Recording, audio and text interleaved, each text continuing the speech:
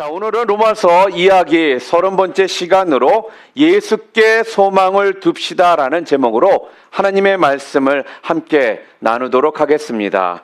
로마서 15장은요, 정확히 말한다면은 로마서 14장의 그 내용적인 면에서 본다라면 그 내용들이 이어지고 있는 겁니다. 먹는 문제로 인해서 교회 안에 갈등이 생기고 다툼이 생겼을 때 그것을 예수 그리스도 안에서 어떻게 하는 것이 옳은지에 대해 그 말씀을 14장에서 분명 주셨습니다. 그리고 책망도 하고 또한 어떻습니까? 좋게 권면도 하고 그랬거든요. 자, 그런데 오늘 15장에 넘어와서는요, 그 내용을 보면은 14장에서 했던 그 내용을 좀 더 보충하고 있는 그런 내용임을 우리가 알 수가 있습니다. 그런데 좀 다른 점이 하나가 있습니다. 오늘 본문을 보니까요, 유난히 많이 등장하는 단어가 하나 있는데 그 단어가 무엇이냐면 소망이라는 단어가 계속적으로 등장하고 있습니다. 4절에도 나와 있고요, 12절과 13절에도 소망이라는 단어가 계속적으로 나옵니다.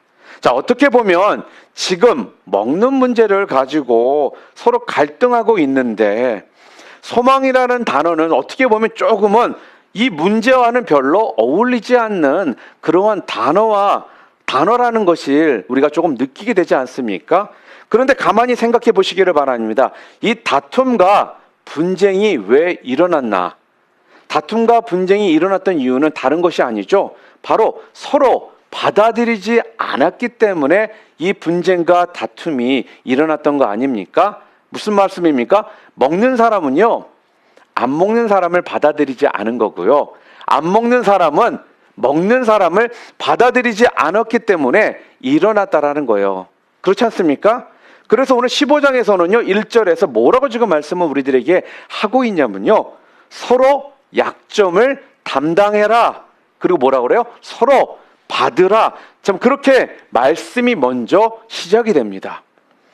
자, 그리고 이어서 소망이라는 단어가요, 4절, 12절, 13절을 통해서 4번이나 계속적으로 그 단어가 오늘 본문에 나오고 있더라는 거예요.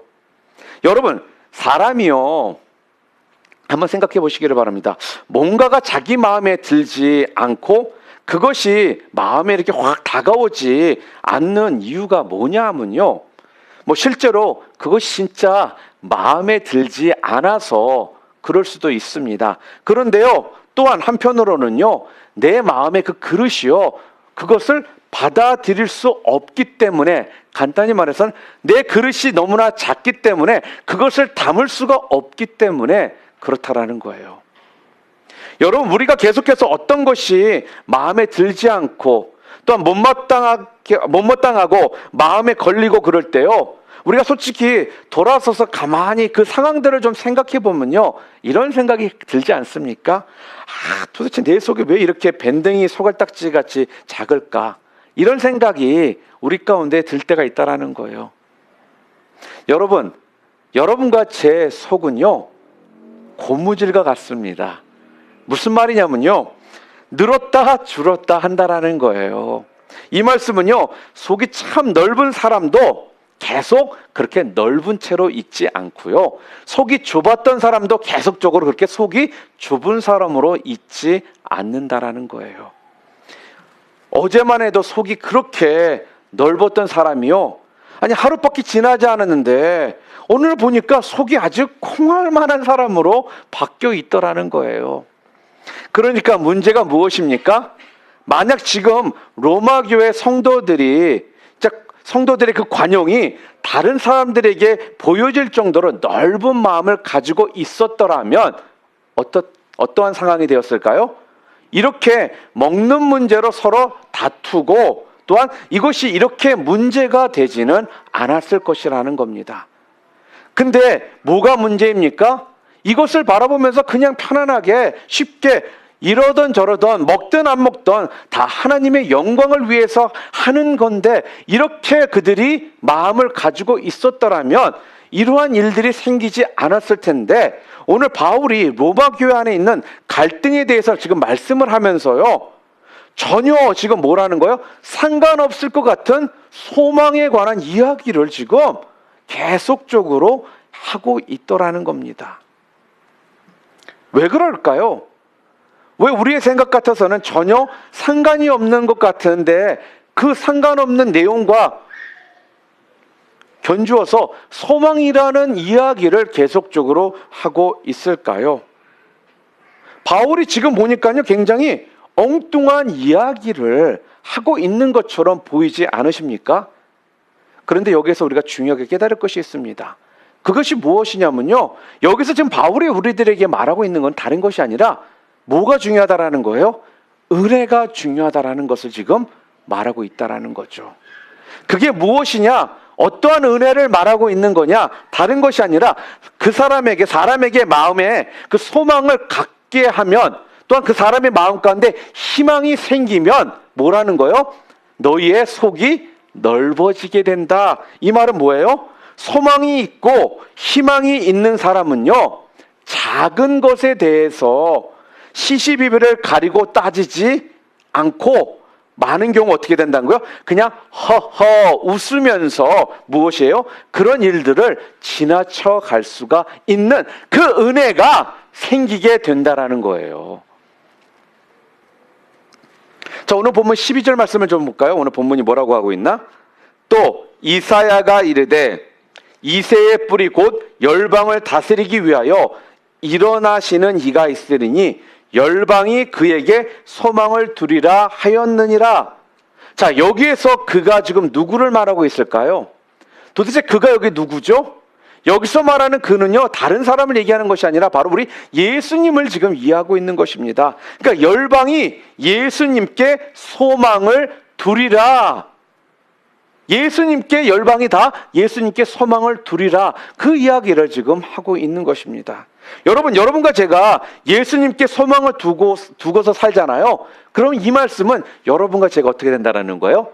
속이 좁아져요? 속이 넓어져요? 속이 넓어진다라는 거예요.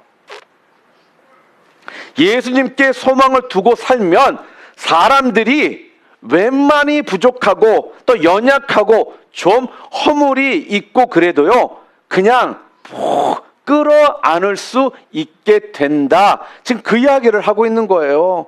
가서 간단히 말하면 끌어안으면 되지 않겠습니까? 자, 그런데 문제는 왜 일어납니까? 이런 문제들이 계속적으로요. 왜 이런 갈등들이 있다라고요? 이것을 통해 우리가 알 수 있는 게 무엇입니까? 왜 이런 문제가 있는지, 왜 이런 갈등이 생기는지 다른 것이 아니라는 거예요. 가서 우리들이요, 끌어안지를 못하니까.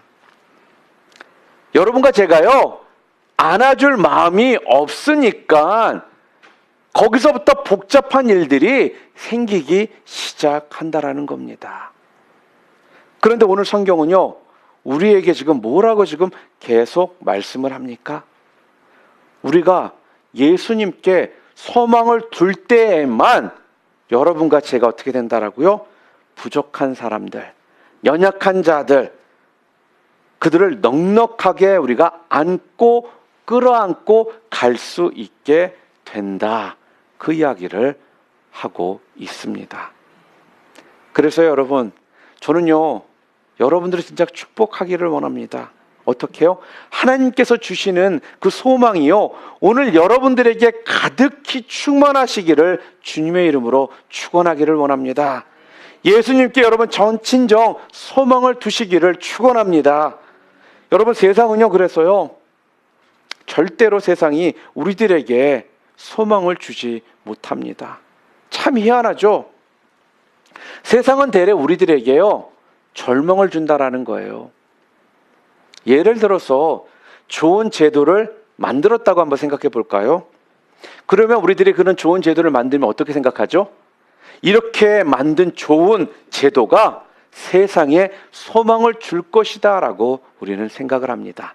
자, 지금 미국에도 오바마 케어라는 것이 지금 2년째 지금 정책이 시작돼서 실행이 되고 있잖아요. 그런데요, 여러분, 오바마 케어가 처음에 실행될 때만 해도, 또 오바마 케어를 정책을 만들 때만 해도요, 국가가 어떤 생각을 했을까요? 이 오바마 케어만 정책만 시행되면은 모든 국민들이 어떻게 해요? 소망을 갖고 진짜 너무 좋을 거다라고 그렇게 생각을 하고선 오바마 케어가 시작이 된 거거든요. 그런데 막상 2년 정도 지났는데 어떻습니까? 오바마 케어에 아주 안 좋은 면들이 자꾸 드러나면서 대래 소망을 주기 위해서 만든 이 제도가요, 대래 사람들에게 힘듦과 어려움을 주는 제도가 돼버리더라는 것입니다.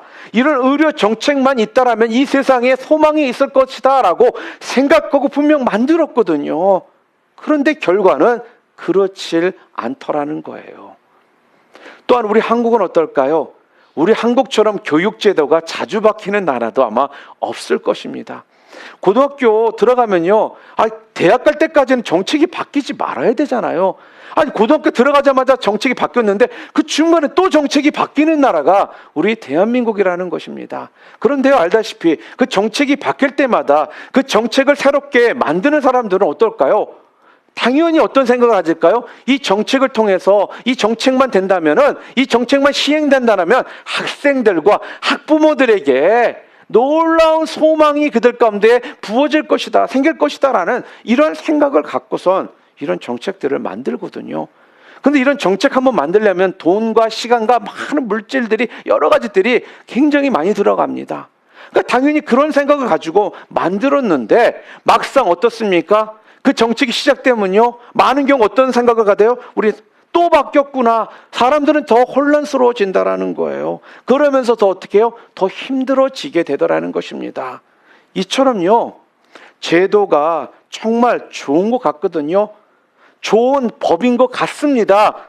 그럼에도 불구하고요, 그 법이, 그 제도가 사람들에겐 절대로 소망을 주기보다는요, 많은 경우 사람들에게 절망을 안겨다 주는 경우가 더 많더라는 겁니다.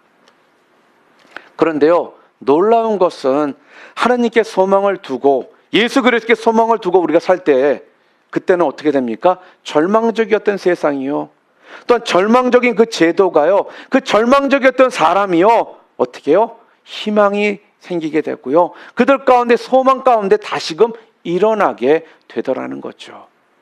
또한 우리가 예수께, 그리스도께 소망을 둘 때는요, 때로는 홍수의 모든 것이 다 쓸려 내린 것 같은 상황일지라도요, 그런 상황 가운데서도 우리가 어떻게 해요? 다시 시작할 새 힘과 용기가, 또한 그 소망이 우리 가운데 어떻게 해요? 생기기 시작하다라는 겁니다. 언제요?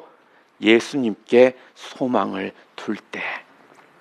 그래서요, 우리 장례식장에 가보면요, 믿는 사람들과 믿지 않는 분들의 그 얼굴이 분명 다른 점을 볼 수가 있습니다. 저희 교회도 올해 한 2달 반 사이에 양가 부모님을 잃으신 우리 집사님이 계십니다. 그러니까 세상적으로 말한다면 어머니를 먼저 보냈다라는 것이 굉장히 슬프고 굉장히 절망과 낙심 가운데 있을 수 있는 상황이거든요.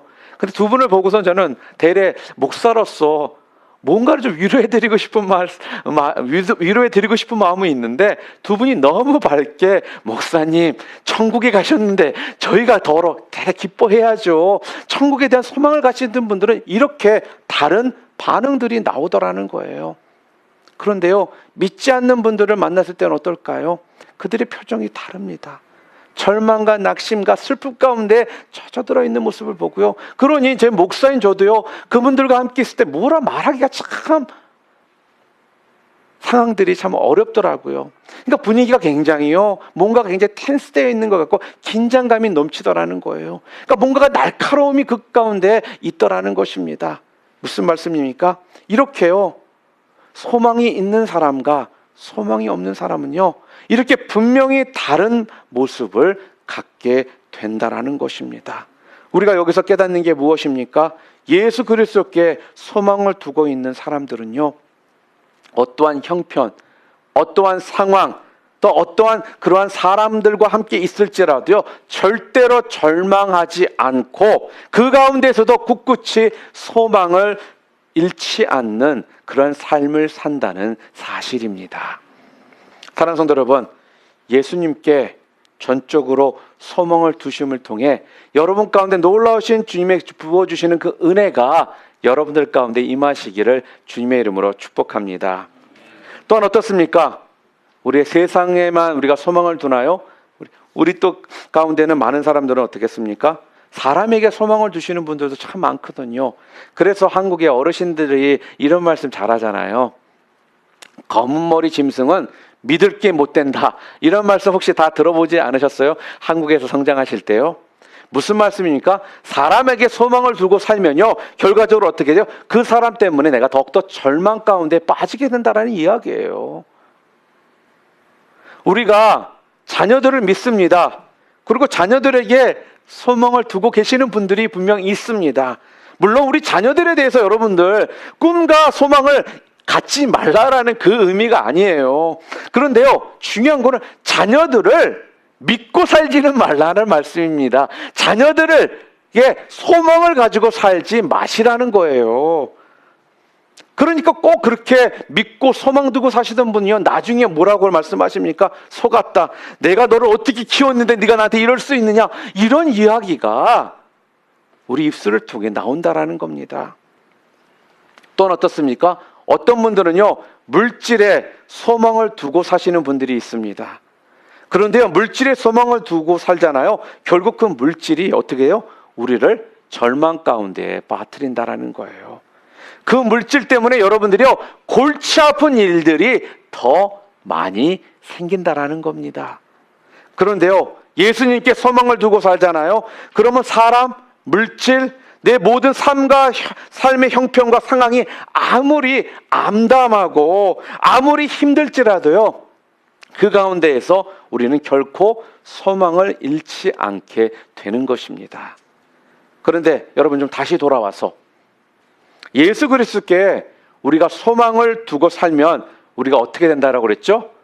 제가 아까 뭐라고 말씀드렸어요? 예수님께 소망을 두고 살면 여러분들이 어떻게 된다라고요? 여러분의 마음이 넓어집니다.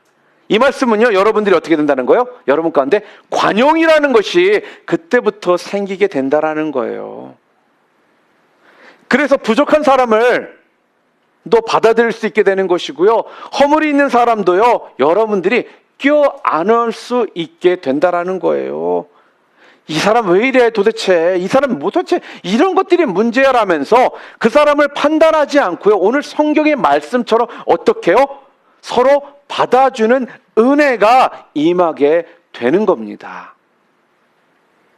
그런데 오늘 더욱더 기쁜 이야기가 있습니다. 오늘 본문 13절에 보니까요, 기쁜 소식을 우리들에게 알려주세요. 우리 13절 말씀 좀 함께 읽기를 원합니다. 함께 읽겠습니다. 소망의 하나님이 모든 기쁨과 평강을 믿음 안에서 너희에게 충만하게 하사 성령의 능력으로 소망이 넘치게 하시기를 원하노라. 아멘.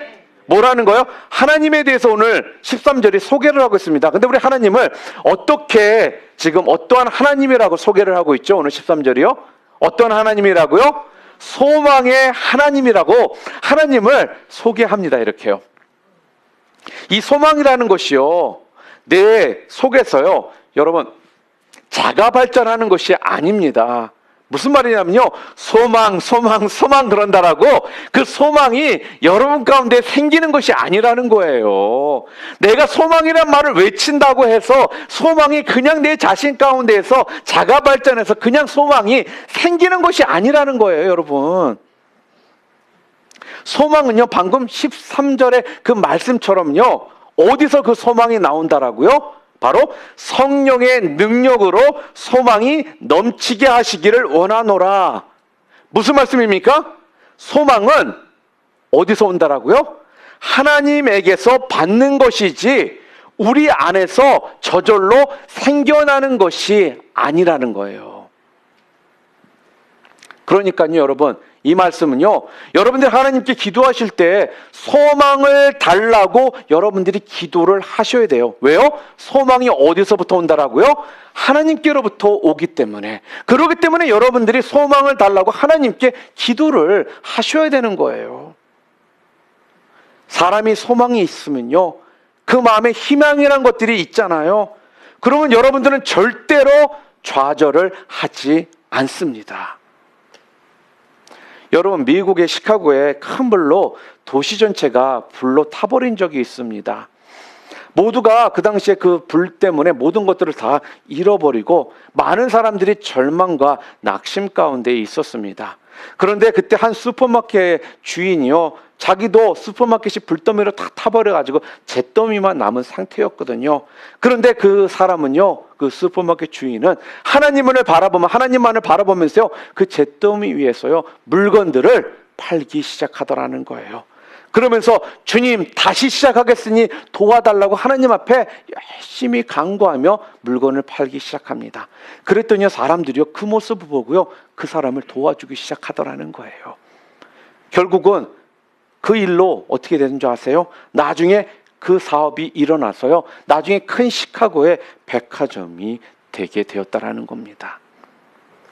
오늘 우리가요 바로 이 소망, 어떤 소망이요? 예수님으로부터, 하나님으로부터 오는 이 소망이 있을 때 이 소망이 여러분들에게 힘을 주실 것이고요, 여러분에게 용기를 줄 것이고요, 여러분에게요 허물이 있는 사람들을 바라봐도 그들을 품어줄 수 있게 만들어주는 소망이 된다라는 겁니다. 이런 것들이 어디서부터 온다고요? 바로 하나님께로부터 온다라는 이 사실, 여러분 절대로 잊어버리시지 말기를 바랍니다. 그래서요 날마다 여러분들이 아까도 방금 전에 말씀드린 것처럼요, 하나님 제게 소망을 주시옵소서, 하나님 제게 희망을 주시옵소서라고 여러분들이 기도를 하셔야 되는 거예요. 그럴 때 어떤 일들이 나는 줄 아십니까? 그리고 왜 우리가 그렇게 기도해야 되는 줄 아세요? 다른 이유가 아닙니다. 희망이 있으면요, 소망이 있는 사람들은요, 그 사람들의 그 눈이요 현실에만 있는 것이 아니라 미래를 볼 수 있는 눈들이 된다라는 거예요. 또한 소망이 있으니까요, 소망이 있는 사람들에게는 미래가 분명히 있게 된다라는 것입니다. 소망과 희망이 없는 사람들에게는요 절대로 미래가 있을 수가 없는 거예요. 그래서 소망이 없는 사람들은 쉽게 절망하고 낙심하고요, 이 삶에 대해서 회의를 느끼고 어느 때는 스스로가 목숨을 끊는 이런 일들이 벌어지게 되는 거예요. 왜요? 소망이 없기 때문에. 희망이 없기 때문에 절망과 낙심 가운데 살게 된다는 겁니다. 그런데요, 이 소망은요 모든 사람에게 다 주어지는 것이 아닙니다. 소망이 있는 사람이면 그 사람 가운데 미래가 있고요, 소망이 없는 사람에게는 미래가 분명히 없다라는 거예요. 소망을 간구하는 자, 하나님께로부터 소망을 받는 자에게 분명히 미래가 있고요, 그렇지 않은 자들에게는 미래가 존재하지 않는다라는 것입니다.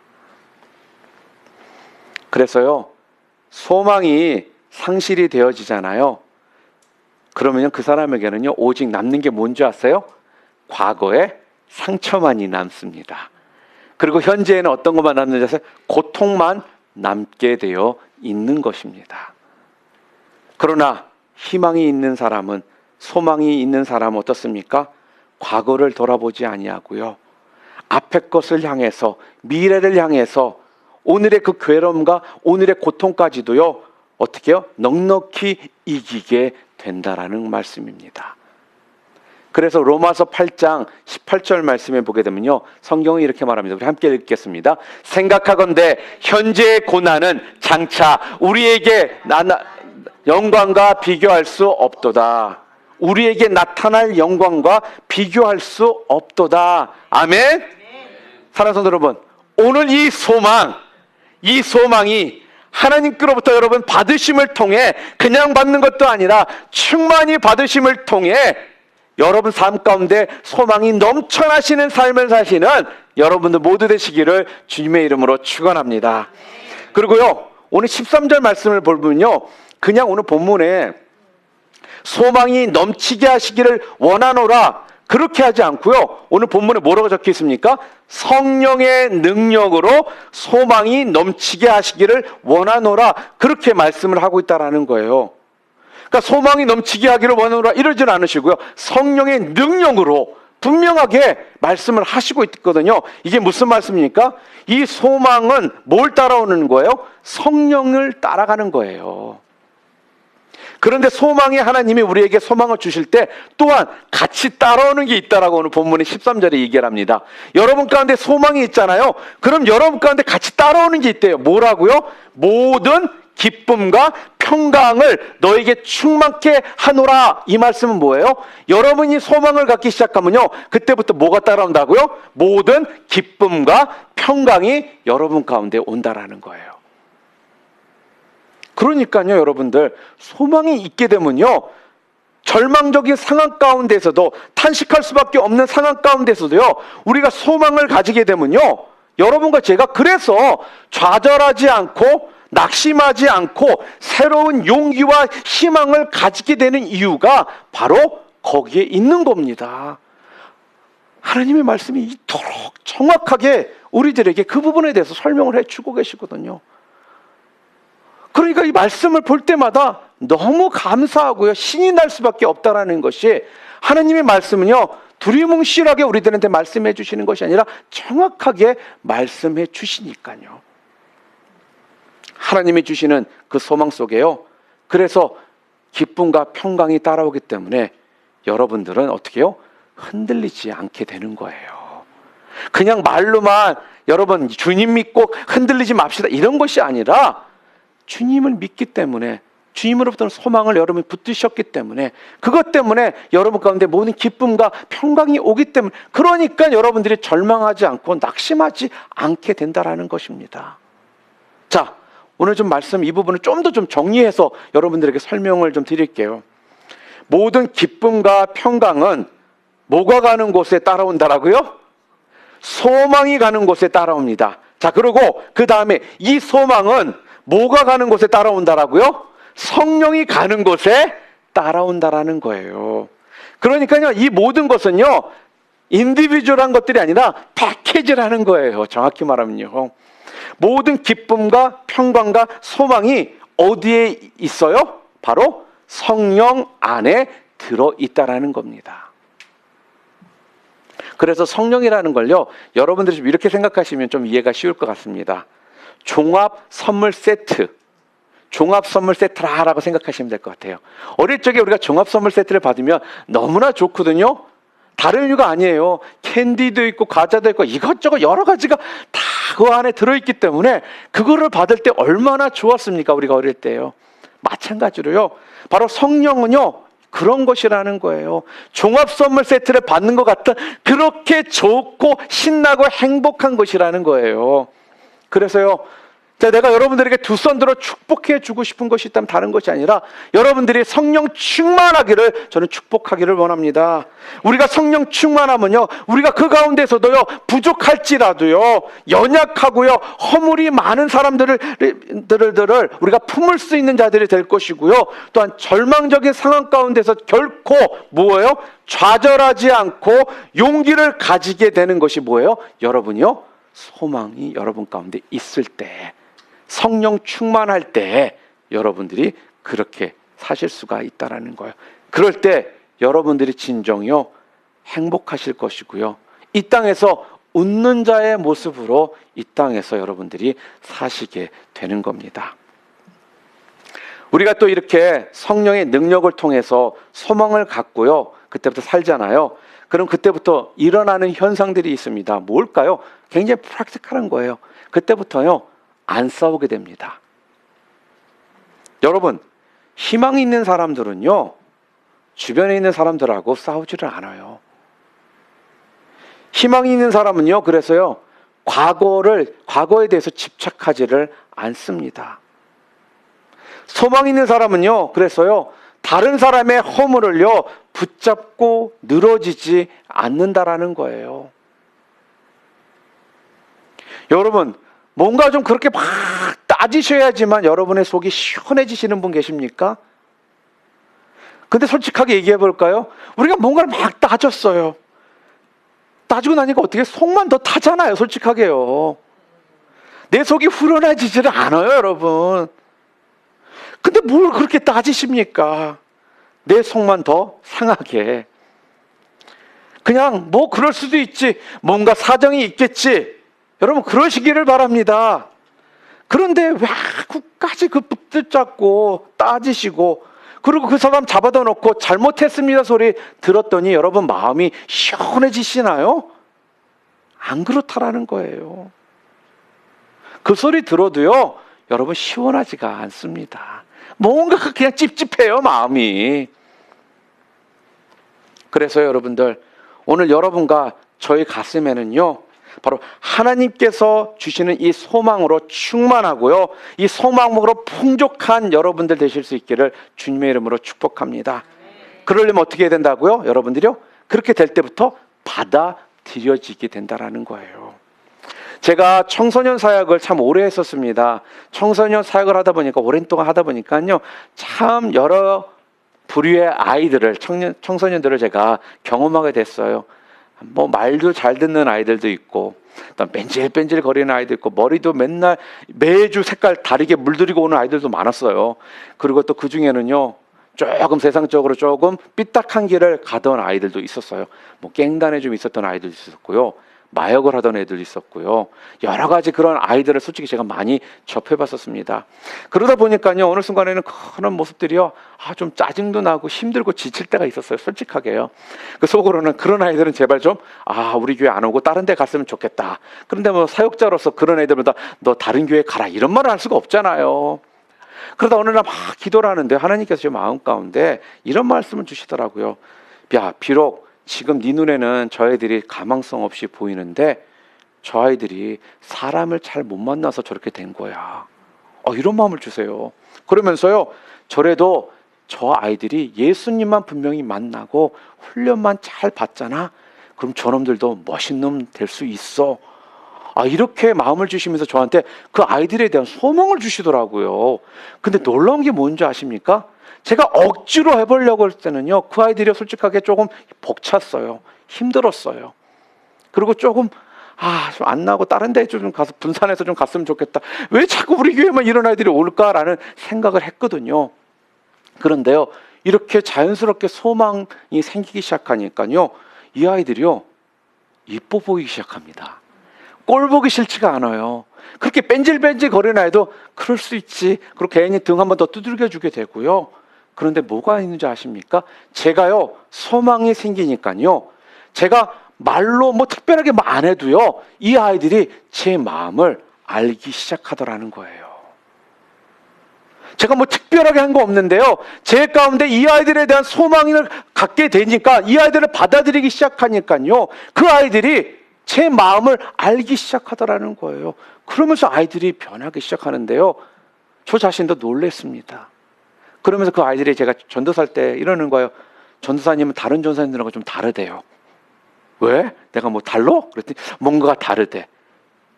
이러면서 괜히 전사님이 얘기하면 자기네들이 지켜야 될 것 같대요. 다른 사람이 얘기하면 괜히 반항하고 싶어지고 막 이랬었는데, 제가 얘기하면 무조건 들어야 될 것 같다라는 이런 마음들이 자기네들이 생기더라는 거예요. 제가 특별하게 한 거 없었거든요. 단지요, 그 애들에 대한 소망을 갖기 시작하니까, 이 애들이 이뻐 보이기 시작하니까 자연스럽게요, 그렇게 애들이 변하기 시작하더라는 것입니다. 비록 그들의 말과 행동은 좀 거친 점들도 있었습니다. 그렇지만요, 그들의 마음이 열리니까요, 역사가 일어나기 시작하더라는 거예요. 여러분, 사람이 소망을 잃고 소망을 상실하게 되잖아요. 그러면요, 사람들의 성향이 어떻게 바뀌는지 아세요? 자꾸 따집니다. 그리고 뭔가 자꾸 시비를 걸려고 그래요. 그리고 또한 뭔가 분풀이를 하려고 하고요, 또한 뭔가 분노를 자꾸 표출하고 싶어지게 된다라는 것입니다. 그러나 소망이 있을 때는요, 누구에게도 그렇게 하지 않게 되더라는 거예요. 괜히 마음 가운데요, 불쌍함이 생깁니다. 그 영혼에 대해서 불쌍함이 생기니까요, 그 영혼이 뭘 알지라도요, 그것 때문에 막 신경질 나고 따지고 싶고 비판하고자 하는 마음이 아니라 불쌍한 마음으로 그들을 더 어떻게 해요? 품어보려고 하게 되는 내 모습을 보게 된다라는 거예요. 참 이게 이상한 겁니다. 이게 참 이상할 정도로 이 사람들이 받아들여지게 되더라는 거예요. 또 성령의 능력을 통해 그 마음에 소망이 있는 사람들에게는요, 또한 어떤 은혜가 있게 되느냐면요, 오늘 본문 1절 말씀을 좀 함께 읽었으면 좋겠습니다. 함께 읽겠습니다. 믿음이 강한 우리는 마땅히 믿음이 약한 자의 약점을 담당하고 자기를 기쁘게 하지 아니할 것이라. 여기에서 지금 뭐라는 거예요? 믿음이 강한 자가 마땅히 믿음이 약한 자의 약점을 어떻게 된다라고요? 담당하라. 그렇게 말씀을 합니다. 그런데 여러분, 솔직하게 얘기해 볼까요? 이것을 우리가 배웠다고 해서 되던가요? 이걸 우리가 지금 몰라서 우리가 못하고 있나요? 아니죠. 강한 자가 마땅히 약한 자의 약점을 담당해야 된다. 이런 이야기를요, 우리가 들었다고 해서 그것을 우리가 하게 되는 것이 아니더라는 거예요. 우리가 오늘 본문에서 살펴봤던 것처럼 그것이 가능해지려면 우리가 어떻게 해야 된다라고요? 방법이 없다라고 했죠? 딱 한 가지 방법이 뭐라고요? 오늘 성경이요? 성령의 능력이 우리 안에 임해야지만 우리가 예수님께로부터 오는 그 소망을 받고 어떻게 해요? 이것들이 가능하게 된다라는 거예요.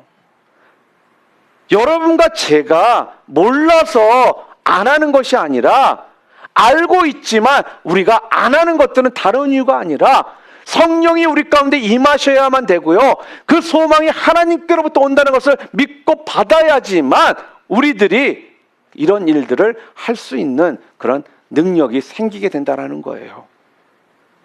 여러분, 이걸 좀 염두에 두시고요, 우리 본문 1절 말씀 한 번 더 읽을까요? 우리 함께 읽겠습니다. 믿음이 강한 우리는 마땅히 믿음이 약한 자의 약점을 담당하고 자기를 기쁘게 하지 아니할 것이라. 자, 여러분들에게 물어보겠습니다. 믿음이 강하신 분 아멘 해보세요. 그럼 믿음이 약한 자들 한번 아멘 해보시기를 바랍니다. 아멘. 약한 자는 그래도 좀 아멘 있는데, 혹시 그럼 대답 안 하신 분들은 회색주의자들입니까? 성경에서 이게 회색주의자들, 가장 성경에서 이거 뭐라고 말씀하고 있어요? 그런 삶 살지 말라고 그랬는데 이것도 아니고 저것도 아니고 괜히 중간에서 왔다 갔다 하지 마시라는 거예요, 여러분. 근데요, 무슨 말씀이냐, 다른 말이 아니라요, 중요한 사실이 하나 있는데 무엇이냐? 우리 가운데는요, 분명 이 세상은요, 강한 자도 있고요, 연약한 자도 있고요, 강한 자와 연약한 자가 함께 공존해서 사는 세상이 정상적인 사회라는 것입니다. 정상적인 세상이라는 거예요.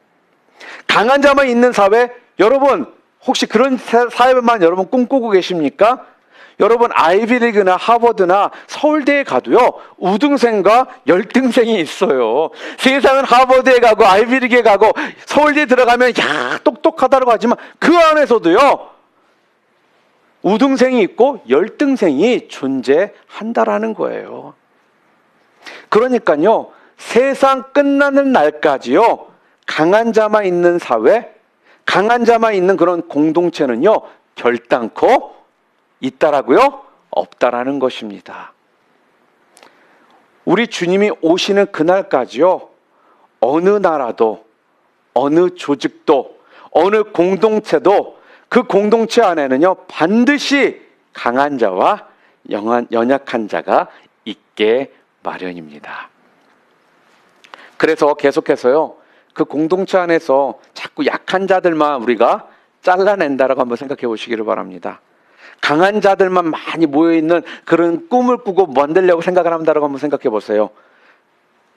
그런 사회가, 그런 나라가 행복할 것 같습니까, 여러분? 아니요. 불행하다라는 거예요. 바로 그 예가 누굽니까? 히틀러 아니겠습니까?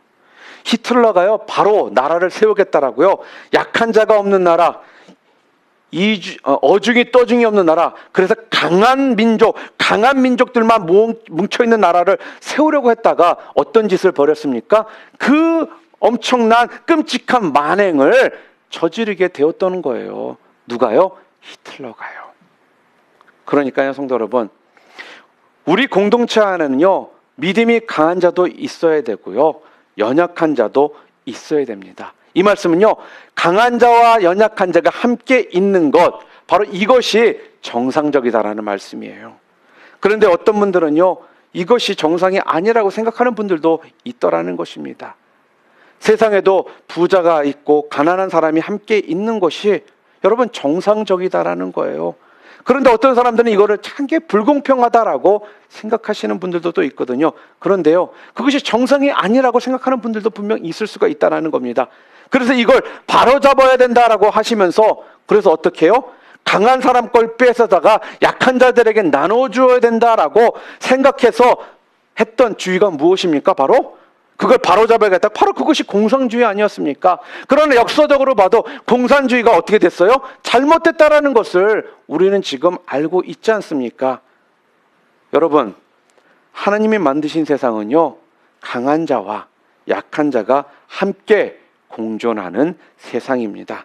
그래서 여러분, 교회 안에서도요, 강한 자와 연약한 자가 함께 있어야지만 그 교회가 정상적인 교회요, 건강한 교회가 되는 거예요.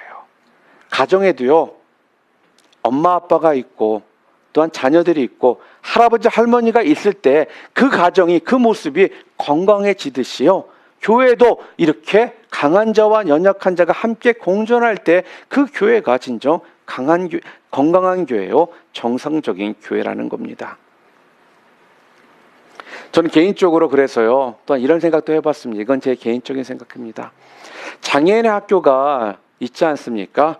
저는 개인적으로 이런 장애인 학교가 없었으면 하는 마음을 가진 적이 있어요. 왜 그러냐면요, 저는 이런 정상적인 학교에서도요, 그 장애인 아이들이 함께 다니면서요, 비록 장애우 아이들이 부족하고 또한 약하고 또 어느 때는 참 불편하게 하고 걸음걸이도 느려서 우리 가운데 그런 모습들을 비춰줄 수가 있지 않습니까? 그런데요, 그들을요, 똑같은 사람으로 우리가 인정을 하는 겁니다.